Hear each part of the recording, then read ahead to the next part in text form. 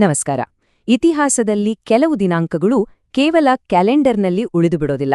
ಅವು ಇಡೀ ದೇಶದ ಹಣೆಬರವನ್ನೇ ಬದಲಾಯಿಸಿಬಿಡ್ತವೆ. ಅಂಥದ್ದೇ ಒಂದು ದಿನ, ಏಪ್ರಿಲ್ 13, 1919. ಅಂದು ಜಲಿಯನ್ವಾಲಾ ಬಾಗ್ನಲ್ಲಿ ನಡೆದ ಆ ಕರಾಳ ಘಟನೆ ಭಾರತದ ಸ್ವಾತಂತ್ರ್ಯ ಹೋರಾಟದ ಕಿಡಿಯನ್ನು ಕಾಡ್ಗಿಚ್ಚಾಗಿ ಹೇಗೆ ಬದಲಾಯಿಸಿತು ಅಂತ ಈ ವಿವರಣೆಯಲ್ಲಿ ನೋಡೋಣ. ಕೇಳಿ, ಈ ಒಂದೇ ಒಂದು ಸಾಲು ಸಾಕು ಆ ದಿನದ ಕ್ರೌರ್ಯ ಎಷ್ಟಿತ್ತು ಅಂತ ಅರ್ಥ ಮಾಡ್ಕೊಳ್ಳೋಕೆ.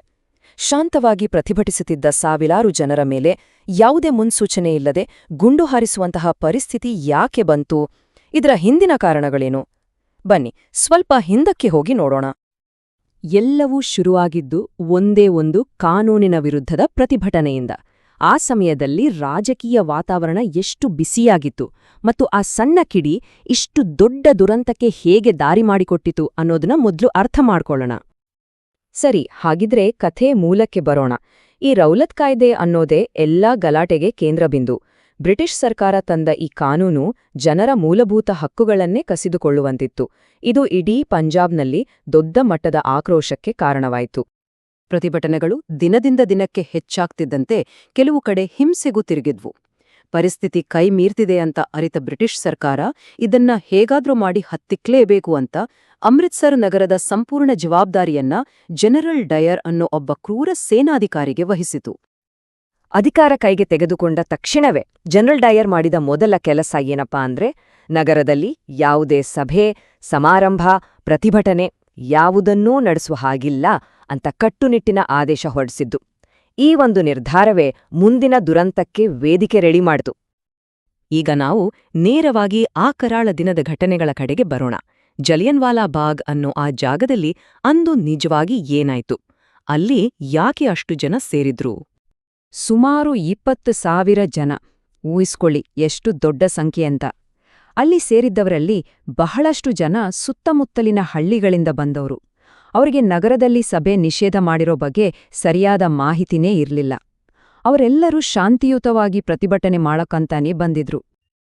ಈ ಜಾಗದ ರಚನೆ ಬಗ್ಗೆ ತಿಳ್ಕೊಳ್ಳೋದು ಬಹಳ ಮುಖ್ಯ. ಯಾಕಂದ್ರೆ ಜಲಿಯನ್ವಾಲಾ ಬಾಗ್ ಅನ್ನೋದು ಎಲ್ಲಾ ಕಡೆಯಿಂದ ಎತ್ತರದ ಗೋಡೆಗಳಿಂದ ಸುತ್ತುವರೆದಿತ್ತು. ಒಳಗೆ ಹೋಗೋಕೆ ಮತ್ತು ಹೊರಗೆ ಬರೋಕೆ ಇದ್ದಿದ್ದು ಒಂದೇ ಒಂದು ಸಣ್ಣ ದಾರಿ. ಅಕ್ಷರಶಃ ಅದೊಂದು ಬೋನಿನಂಟಿತ್ತು. ಸಭೆ ನಡೀತಿರುವಾಗ್ಲೇ ಜನರಲ್ ಡಯರ್ ತನ್ನ ಸೈನ್ಯದ ಜೊತೆ ಅಲ್ಲಿಗೆ ಬಂದ. ಆ ಕಿರಿದಾದ ದಾರಿಯನ್ನ ಸಂಪೂರ್ಣವಾಗಿ ಬ್ಲಾಕ್ ಮಾಡ್ದ. ನಂತರ ಒಂದೇ ಒಂದು ಎಚ್ಚರಿಕೆಯನ್ನೂ ಕೊಡದೆ ನಿರಾಯುಧ ಜನರ ಮೇಲೆ ಗುಂಡು ಹಾರಿಸೋಕೆ ತನ್ನ ಸೈನಿಕರಿಗೆ ಆದೇಶ ಕೊಟ್ಬಿಟ್ಟ. ಬ್ರಿಟಿಷ್ ಸರ್ಕಾರದ ಅಧಿಕೃತ ಲೆಕ್ಕದ ಪ್ರಕಾರ 379 ಅಮಾಯಕರು ಆ ಕ್ಷಣದಲ್ಲಿ ಪ್ರಾಣ ಕಳೆದುಕೊಂಡ್ರು. ಅದೇ ನಿಜವಾದ ಸಾವಿನ ಸಂಖ್ಯೆ ಇದಕ್ಕಿಂತ ಎಷ್ಟೋ ಪಟ್ಟು ಹೆಚ್ಚು ಅಂತ ಇವತ್ತಿಗೂ ಹೇಳಲಾಗುತ್ತೆ. ಈ ಸಂಖ್ಯೆ ಆ ದುರಂತದ ತೀವ್ರತೆಗೆ ಒಂದು ಸಾಕ್ಷಿಯಷ್ಟೇ. ಸಾವು ಮಾತ್ರವಲ್ಲ, ಸಾವಿರಾರು ಜನರಿಗೆ ಗಂಭೀರ ಗಾಯಗಳಾದವು. ಗುಂಡಿನ ದಾಳಿಯಿಂದ ತಪ್ಪಿಸ್ಕೊಳ್ಳೋಕೆ ಜನ ಗೋಡೆ ಹತ್ತೋಕೆ ಪ್ರಯತ್ನಿಸಿದ್ರು. ಅಲ್ಲೇ ಇದ್ದ ಬಾವಿಗೆ ಹಾರಿ ಪ್ರಾಣ ಬಿಟ್ರು. ಆ ದಿನದ ಭೀಕರತೆಯನ್ನ ಮಾತಲ್ಲಿ ಹೇಳೋಕೆ ಸಾಧ್ಯ ಇಲ್ಲ. ಸರಿ, ಇಷ್ಟೆಲ್ಲ ಆದ್ಮೇಲೆ ಏನಾಯ್ತು? ಬ್ರಿಟಿಷ್ ಸರ್ಕಾರ ಸುಮ್ಮನೆ ಆಯ್ತಾ? ಈ ಘಟನೆ ಬಗ್ಗೆ ಏನಾದ್ರೂ ತನಿಖೆ ನಡೀತಾ? ಬನ್ನಿ ಮುಂದಿನ ಭಾಗದಲ್ಲಿ ನೋಡೋಣ. ಇಡೀ ದೇಶದಲ್ಲಿ ಆಕ್ರೋಶದ ಅಲೆ ಎದ್ದಾಗ ಜನರ ಕಣ್ಣುರ್ಸೋಕೆ ಅಂತ ಬ್ರಿಟಿಷ್ ಸರ್ಕಾರ ಹಂಟರ್ ಆಯೋಗ ಅಂತ ಒಂದು ತನಿಖಾ ಸಮಿತಿಯನ್ನ ನೇಮಿಸಿತು. ಆದರೆ ಹೆಸರಿಗೆ ಮಾತ್ರ ತನಿಖೆ ನಡೆಯಿತು. ಈ ಆಯೋಗದಿಂದ ಭಾರತೀಯರಿಗೆ ಯಾವುದೇ ನ್ಯಾಯ ಸಿಗ್ಲಿಲ್ಲ. ಜನರಲ್ ಡಯರ್ನನ್ನು ಶಿಕ್ಷಿಸೋದೊಂದು ದೂರದ ಮಾತು, ಅವನ ಕೃತ್ಯವನ್ನು ಸಮರ್ಥಿಸಿಕೊಳ್ಳುವ ಪ್ರಯತ್ನಗಳೇ ನಡೆದವು.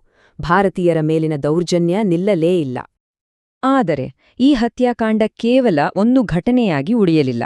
ಇದರ ಪರಿಣಾಮಗಳು ಇಡೀ ಭಾರತದ ಸಮಾಜ ಮತ್ತು ಸ್ವಾತಂತ್ರ್ಯ ಹೋರಾಟದ ಮೇಲೆ ದೀರ್ಘಕಾಲದವರೆಗೆ ಪ್ರತಿಧ್ವನಿಸಿದ್ವು. ಆ ಪರಿಣಾಮಗಳು ಹೇಗಿದ್ವೋ ಎನ್ನುವುದಲ್ಲ ಈಗ ನೋಡೋಣ. ನೋಡಿ, ಈ ದುರಂತಕ್ಕೆ ಬಂದ ಪ್ರತಿಕ್ರಿಯೆಗಳು ಎಷ್ಟು ಬೇರೆ ಬೇರೆ ರೀತಿ ಇದ್ವು ಅನ್ನೋದನ್ನ ಈ ಸ್ಲೈಡ್ ಸ್ಪಷ್ಟವಾಗಿ ತೋರಿಸುತ್ತೆ. ಒಂದ್ ಕಡೆ ರವೀಂದ್ರನಾಥ್ ಟ್ಯಾಗೋರ್ರು ಈ ಅಮಾನವೀಯ ಕೃತ್ಯಕ್ಕೆ ತಮ್ಮ ಪ್ರತಿಭಟನೆಯನ್ನ ತೋರ್ಸೋಕೆ ತಮಗೆ ಕೊಟ್ಟಿದ್ದ ಅತ್ಯುನ್ನತ ನೈಟ್ಹುಡ್ ಪದವಿಯನ್ನೇ ವಾಪಸ್ ಕೊಟ್ರು.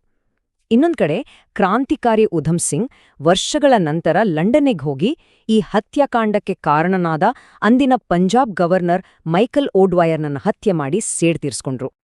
ಕೊನೆಯದಾಗಿ ಹೇಳೋದಾದ್ರೆ, ಈ ಹತ್ಯಾಕಾಂಡ ಭಾರತೀಯರಲ್ಲಿ ಬ್ರಿಟಿಷರ ಆಡಳಿತದ ಬಗ್ಗೆ ಇದ್ದ ಸಣ್ಣಪುಟ್ಟ ನಂಬಿಕೆಯನ್ನು ನಾಶ ಮಾಡಿತು. ಇದು ಸ್ವಾತಂತ್ರ್ಯ ಹೋರಾಟಕ್ಕೆ ಹೊಸ ಹುರುಪು ತುಂಬಿತು ಮತ್ತು ಪೂರ್ಣ ಸ್ವರಾಜ್ಯ ಬೇಕೇ ಬೇಕು ಅನ್ನೋ ಬೇಡಿಕೆಯನ್ನ ಇನ್ನಷ್ಟು ಗಟ್ಟಿಮಾಡಿತು. ಇದೊಂದು ಮಹತ್ವದ ತಿರುವು. ಹಾಗಾದ್ರೆ ಯೋಚನೆ ಮಾಡಿ, ಒಂದೇ ಒಂದು ದುರಂತ, ಒಂದು ಪ್ರದೇಶದಲ್ಲಿ ನಡೆದ ಘಟನೆ ಇಡೀ ದೇಶದ ಇತಿಹಾಸದ ದಿಕ್ಕನ್ನೇ ಹೇಗೆ ಬದಲಾಯಿಸಬಲ್ಲದು ಅಲ್ವಾ? ಇಂತಹ ಘಟನೆಗಳು ಇಂದಿನ ಸಮಾಜಕ್ಕೆ ಕೊಡುವ ಎಚ್ಚರಿಕೆಯ ಸಂದೇಶವಾದ್ರೂ ಏನೋ? ಈ ಪ್ರಶ್ನೆಗಳೊಂದಿಗೆ ಈ ಚರ್ಚೆಯನ್ನ ಮುಗಿಸೋಣ.